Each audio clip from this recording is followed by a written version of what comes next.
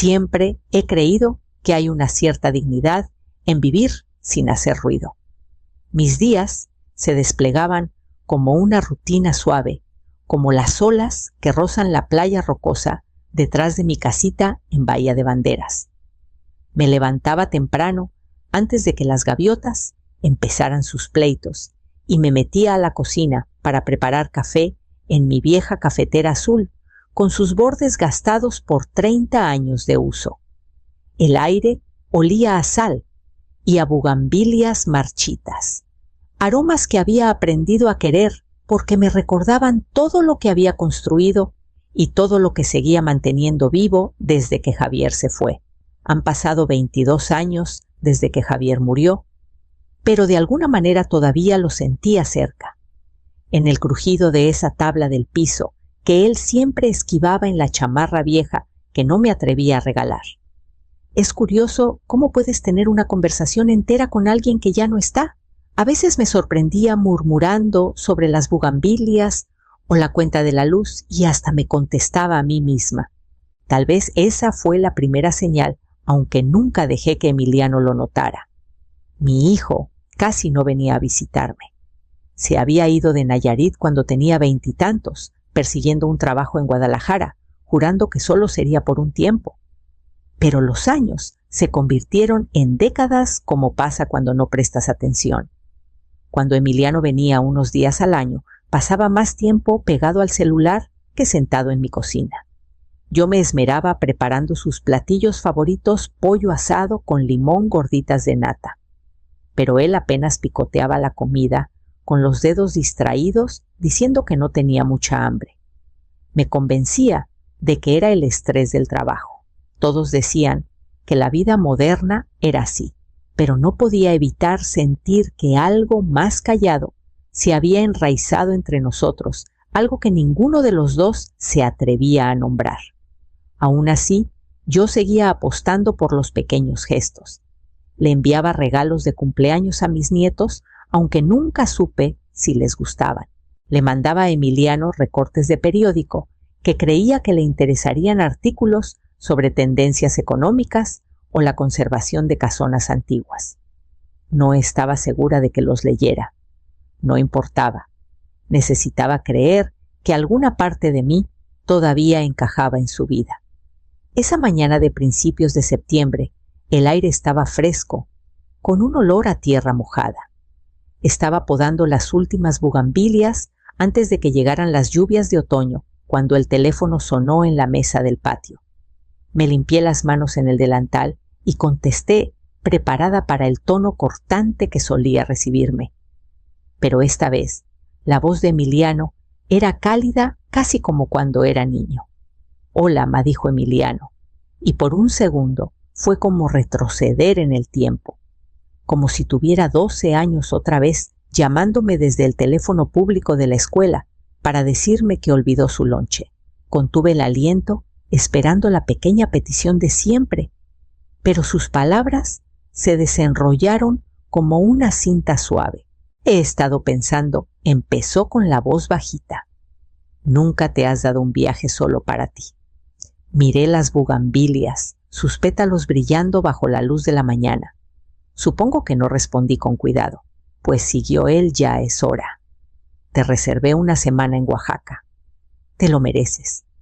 Me llevé la mano al pecho, sintiendo el latido familiar de mi corazón. «Oaxaca. Siempre has hablado de eso», dijo. «Los mercados, las iglesias. Feliz cumpleaños adelantado, ma».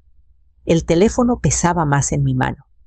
Recordé todas las veces que había mencionado Oaxaca de pasada, pensando que él no me escuchaba. Se me aguaron los ojos y me giré hacia el jardín para que nadie más que el viento me viera llorando. «Es muy considerado de tu parte», logré decir. «Te mando todos los detalles por correo», dijo rápido, como si le diera pena el cariño. «El vuelo sale en 2 semanas. El hotel está pagado. No tienes que preocuparte por nada». Tragué saliva tratando de calmar mi voz. «¿Vas a venir también?». Hubo una pausa.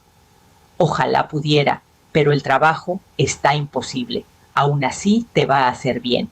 Una aventura de verdad. Después de colgar, me quedé sentada en la silla del patio un buen rato, con el teléfono en la rodilla. Pensé en cómo, desde que Javier murió, nadie me había sorprendido así. Mi mundo se había vuelto tan pequeño, tan cuidadoso. La idea de subirme sola a un avión de despertar en un lugar que oliera a mole y a piedra antigua me parecía aterrador y maravilloso a la vez. Esa noche saqué la vieja maleta de cuero de Javier y limpié el polvo de los broches. Doblé mis blusas más bonitas, guardé mi pasaporte en el bolsillito interior y me dije que estaba lista para lo que me esperaba al otro lado del mundo. El avión aterrizó en Oaxaca, justo después del amanecer.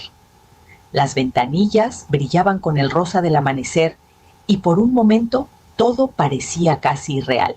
Esperé pacientemente en el pasillo, mientras los demás pasajeros batallaban con sus maletas en los compartimentos, aferrándome al asa de la maleta de Javier hasta que me dolieron los nudillos.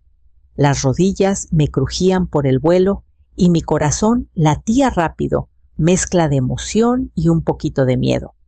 Fuera de migración, el aire olía más rico, más antiguo, como si guardara siglos de secretos. Seguí los letreros hasta la fila de taxis, sintiéndome orgullosa de moverme con decisión. Cuando llegó mi turno, le di al taxista el correo impreso de Emiliano doblado con cuidado en mi mano. Él asintió y metió mi maleta sin decir nada. Mientras el coche serpenteaba por calles estrechas, vi retazos de tejados color terracota y mercados mañaneros. Por un momento toda mi ansiedad se suavizó. Me dije que esto era un regalo, una oportunidad para recordar que era más que una madre, más que la mujer de voz suave que vivía sola en una casa llena de recuerdos viejos. En el hotel, el taxista me ayudó con la maleta. Me paré frente al mostrador pulido, sonriendo con cortesía, mientras entregaba el correo impreso. El recepcionista frunció el ceño, tecleando despacio con los ojos, saltando por la pantalla. Pidió mi nombre otra vez, luego el de Emiliano. Mi sonrisa se tambaleó cuando negó con la cabeza. Lo siento, dijo en un español cuidadoso. No hay reservación. Sentí que algo dentro de mí se quedaba muy quieto. Desdoblé el papel otra vez, alisándolo para que viera las fechas, el número de confirmación. Tecleó de nuevo más despacio. Otro movimiento de cabeza. Intenté explicar, mi hijo lo reservó todo. Quizás hubo un error, pero su mirada se suavizó como cuando alguien te ve con lástima. Mi pulso retumbaba en mis oídos mientras giraba la pantalla para que yo viera. Nada. Sin reservación, sin pago. Solo una pantalla en blanco donde debería estar mi nombre. Saqué mi tarjeta de crédito, la que Emiliano dijo que había activado para viajes al extranjero. La máquina pitó rechazada. Lo intenté de nuevo. Rechazada. Mi celular vibró débilmente en mi bolsa con la pantalla rota del viaje. Lo saqué rezando por señal. Un último mensaje cruzó la pantalla antes de que se apagara. Ya es hora de que aprendas a arreglártelas sin mí. Me quedé muy quieta con el teléfono flojo en la mano y sentí como el calor de la mañana se desvanecía. No recuerdo haberme sentado solo, que de pronto estaba en una banca angosta frente al hotel con la maleta de Javier a mis pies. La calle bullía a mi alrededor, turistas jalando maletas, parejas discutiendo mapas. Pero yo me sentía encerrada detrás de una pared invisible. Mi respiración era corta, como si mis costillas hubieran olvidado cómo abrirse. Repetí ese último mensaje en mi cabeza hasta que las palabras se volvieron borrosas. Ya es hora de que aprendas a arreglártelas sin mí. Pensé en todas las cosas pequeñas que Emiliano había dicho el último año. Cómo esquivó mis preguntas sobre el viaje. Cómo insistió en encargarse de los detalles. Cómo me convenció suavemente de que él simplificara mis finanzas. Creí que era cariño. Ahora veía lo que era control. Me obligué a calmar el temblor de mis manos y revisé mi cartera otra vez, cada bolsillito, cada ranura. Ni un peso de sobra. ni reservas impresas. Había confiado en que Emiliano lo había pensado todo. La vergüenza me quemó los ojos. Le había dado todo porque estaba cansada, porque era más fácil dejarlo tomar las riendas, porque quería creer que aún le importaba lo suficiente como para hacer algo bueno sin segundas intenciones. Ahora veía el patrón que se extendía por años, el dinero que me pidió prestado y nunca regresó, los negocios en los que me convenció para invertir, siempre prometiendo que esta vez sería diferente. Cómo hablaba de mi memoria, siempre con esa condescendencia paciente que me hacía sentir como niña. Me dije que no era nada, que el amor significaba pasar por alto pequeñas humillaciones. Pero esto no era pequeño. Una brisa levantó la orilla de mi pase de abordar y lo atrapé antes de que volara.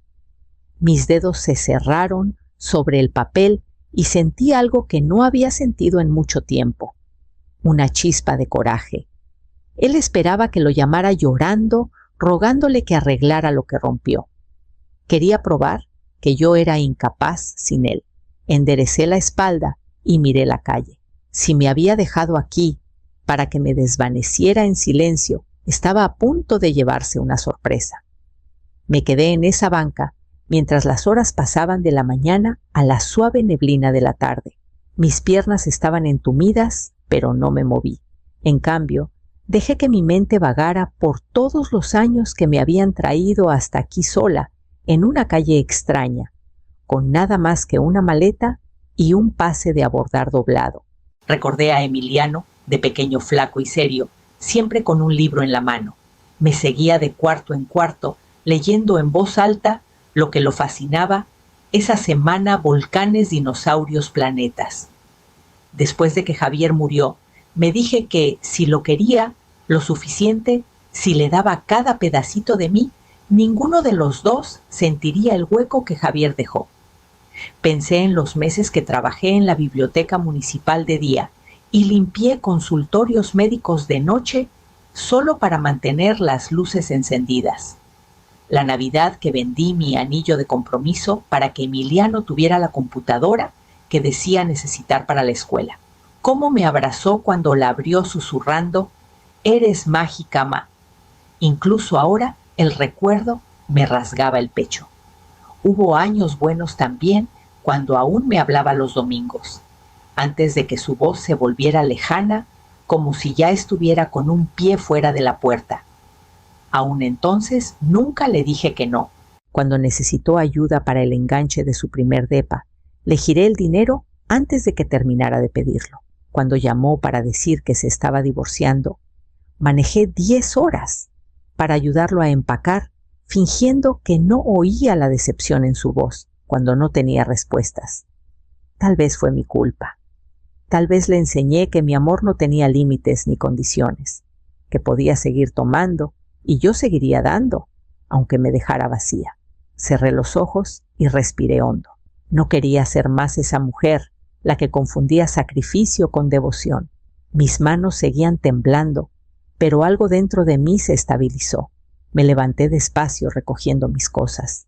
Era hora de empezar a encontrar el camino a casa. Caminé hasta que me ardieron las piernas, doblando por callejones estrechos, pasando tiendas cerradas y pequeños cafés que olían a ajo y pan recién horneado. Cada paso me alejaba más de la versión de mí que se habría quedado en esa banca para siempre, esperando que alguien la rescatara. Cuando vi un café con luz tenue entre 2 librerías, entré. Usé mis últimas monedas para comprar un café, más por el derecho a sentarme que por la bebida en sí. En el mostrador pregunté en un español torpe si tenían Wi-Fi. El joven asintió y me pasó una tableta vieja. Mis manos temblaron mientras entraba a mi correo, rezando por recordar mi contraseña. Primero escribí al licenciado Salazar, el abogado de Javier, quien nos ayudó a crear un pequeño fideicomiso que Emiliano nunca conoció. Mi mensaje fue breve, pero firme.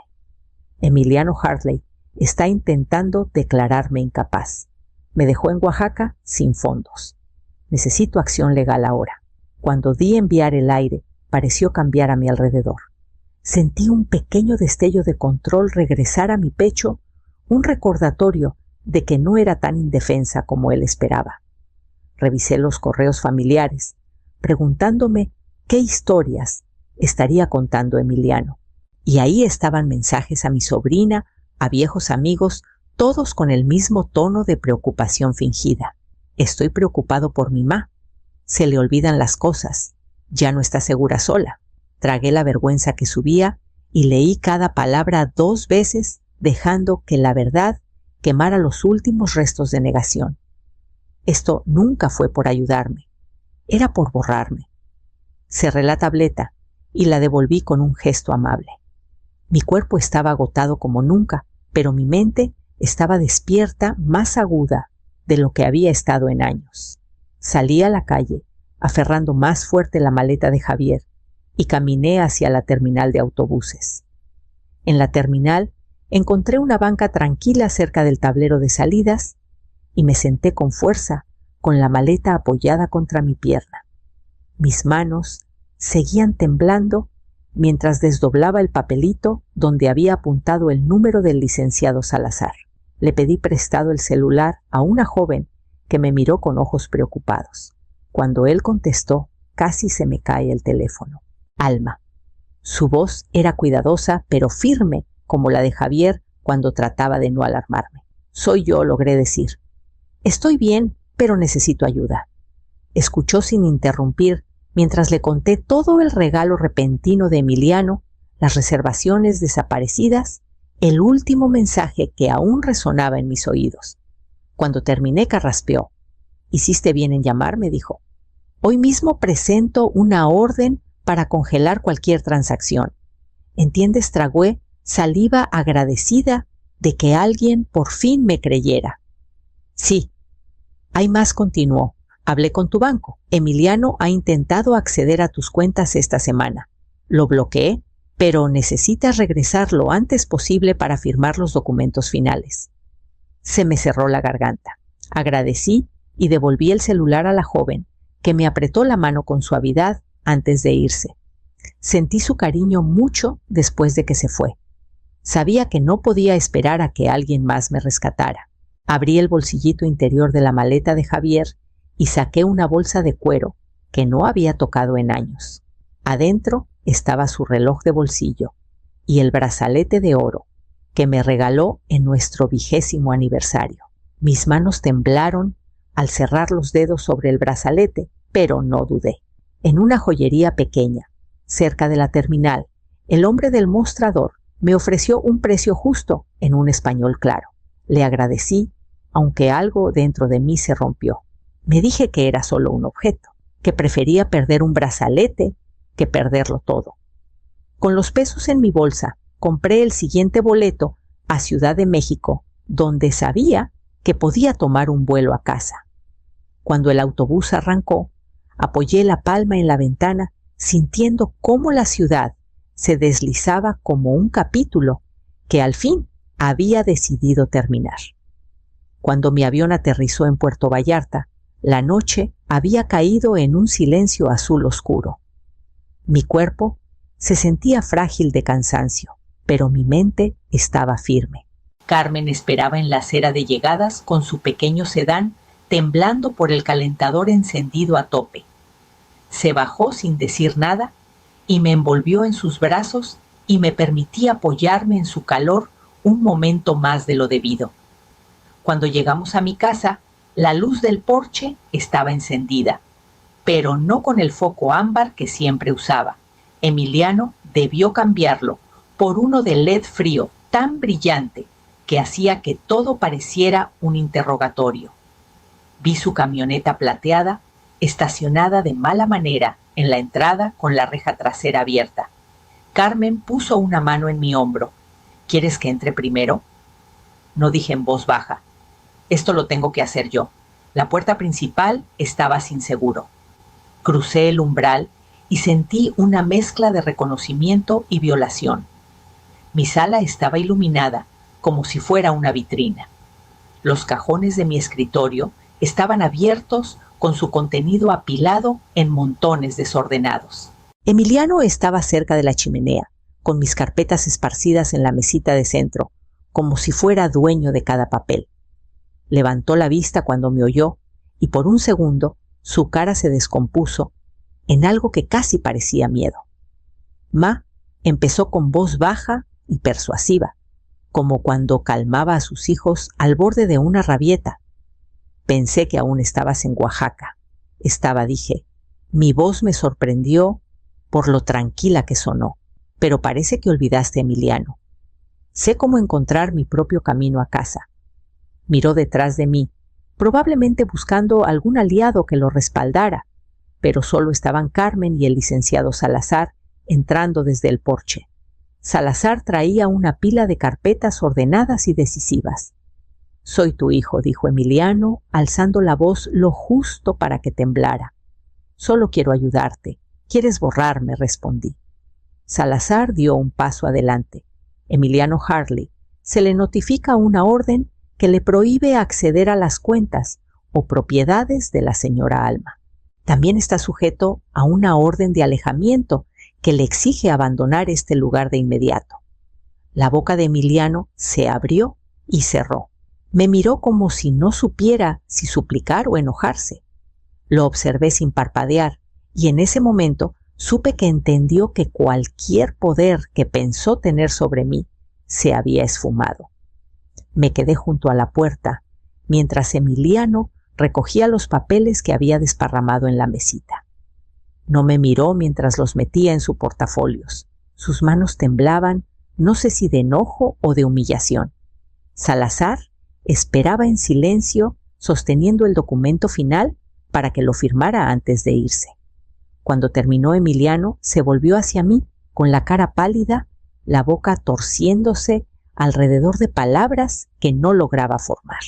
Por un instante pensé que diría que lo sentía, que alguna parte del niño que fue volvería a la vida, pero solo negó con la cabeza y pasó por mi lado sin decir nada. Escuché sus pasos desvanecerse por las escaleras del porche y perderse en la oscuridad fría. La puerta se cerró con un clic y el silencio que cayó sobre la casa se sintió casi sagrado. Carmen suspiró a mi lado como si hubiera estado conteniendo el aliento todo el tiempo. «Lo lograste», susurró. Asentí, aunque la verdad es que aún no lo asimilaba del todo. El alivio no llegaba, no exactamente. Lo que sentía era algo más afilado, una certeza limpia y firme de que nunca dejaría que esto volviera a pasar. Salazar puso una mano en mi brazo. «Yo me encargo del resto», dijo suavemente. «Ahora puedes descansar». Pero ya no estaba cansada. Caminé a la sala, recogiendo las carpetas que Emiliano había revuelto. Las apilé con cuidado y las guardé donde pertenecían. Mis manos estaban firmes, mi respiración tranquila. Cuando miré alrededor, la sala era mía otra vez y de nadie más. Más tarde esa noche, me senté a la mesa de la cocina con una taza de té enfriándose entre mis manos. La casa estaba en silencio, salvo por el zumbido leve del refrigerador, un sonido que no había notado en años. Pensé en lo fácil que había estado de perderlo todo, en lo cerca que estuve de dejar que alguien más decidiera la forma de mis últimos años. Pero no lo permití. Regresé a casa. Lo enfrenté. Reclamé cada parte de mi vida que él intentó empequeñecer. Recordé la sensación del pase de abordar en mi mano, cómo se arrugó cuando entendí lo que había hecho. Esa versión de mí, la que se quedó congelada en una banca en Oaxaca, ya no existía. En su lugar estaba alguien que no sabía que aún era. Tomé una postal en blanco de la mesa y escribí una sola línea con mi mejor letra: «Regresaste, no desapareciste». Dejé la postal a un lado y junté las manos, sintiendo una fuerza callada florecer en mi pecho.